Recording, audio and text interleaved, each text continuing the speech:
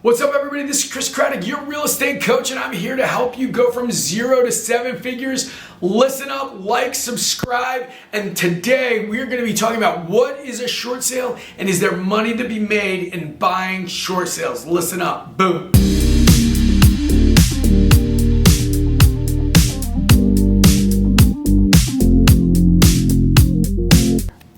All right, so a short sale is this.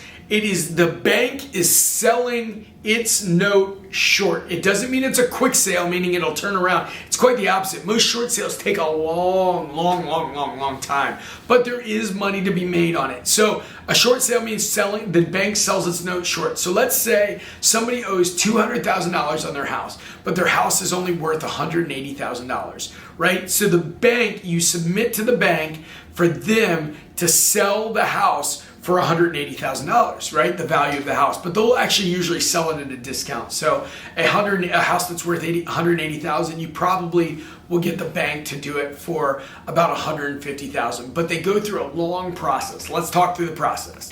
So this is what the process looks like. Let's say I own the house, it's worth $180, I owe $200 on it, and I want to get rid of it.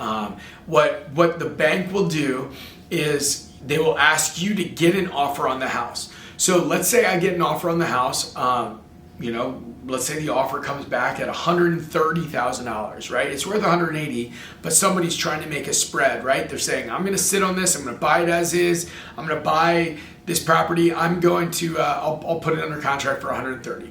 Well, that happens, you get it under contract, you submit the offer, and what they do is they send out something called a BPO, it stands for broker price opinion.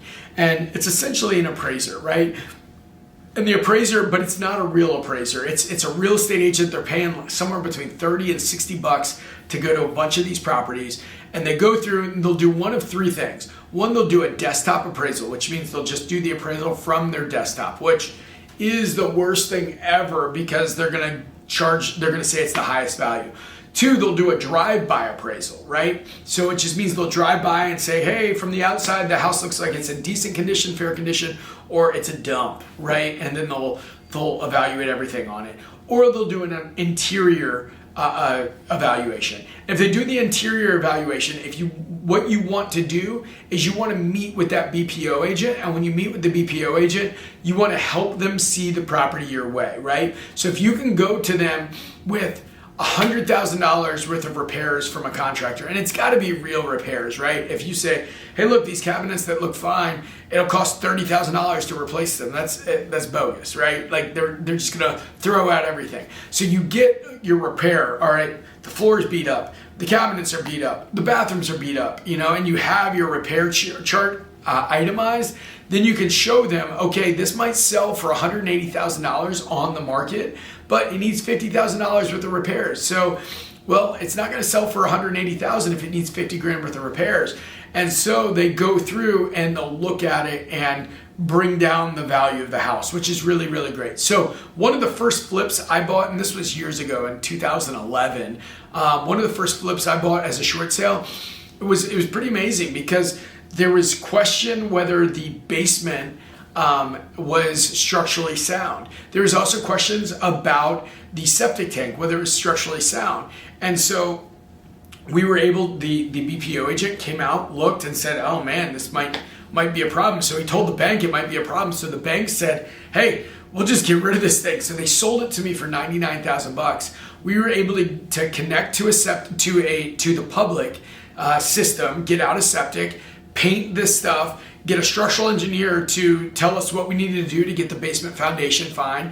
It cost us $13,000 to do all of that. It was really, really cheap. Plus, I think we paid another $12,000 for our tap fee to get into the public sewer. So yeah, less than $25,000, or yeah, $25,000 for the whole thing. And we sold it, I think it was like 2 months later for just over $250,000, right? So we bought it. We made over $125,000 just turning it around because we were willing to solve the bank's problems. Now, if a property is in good shape, the bank's not going to give a massive discount on it, right? So now you kind of understand what they're doing. So they bring the BPO agent out. The BPO agent says, hey, this is what my number is. The bank will decide how much of the BPO number they're going to accept.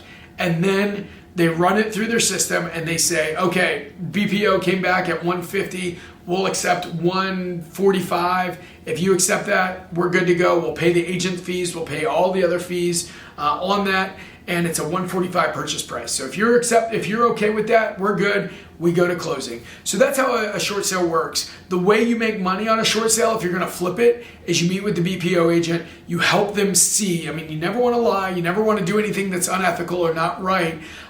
You help them see where all of the bank's liabilities could be, all the things that need to be done to the house, all the reasons why the house is worth way less than you want to pay for it, and why you're willing to take it on, right? Because if you can add value, that's what you do. You buy value add properties. You add value, you make the money on the end there. So that's a short sale explained. Listen up for future information. You want to buy short sales. There's starting to be a few more short sales that are hitting the market, even after this massive increase we've seen in the last few years. But the short sales will come back over the next 3-5 years, right? So be ready for that and know that you can buy, and you can buy at a discount if you know the right process. Like, subscribe, listen up in the future, and we will help you go from 0 to 7 figures.